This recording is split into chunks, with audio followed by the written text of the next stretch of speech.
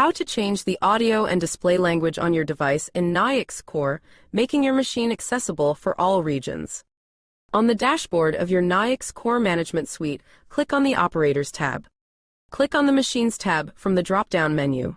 Type in your operator's name and any other fields to locate your machine, then click Search button as highlighted in red on the visual. Locate and click on the machine from the hierarchy. On the main General Machine page, click on the language Audio to open options. Checkbox and select the relevant boxes you wish to edit and set for your device. Highlighted in red on the visual to set the volume coming from the device, type a number in this attribute between 0, which will mute the device, and 85, which will set the volume to the highest.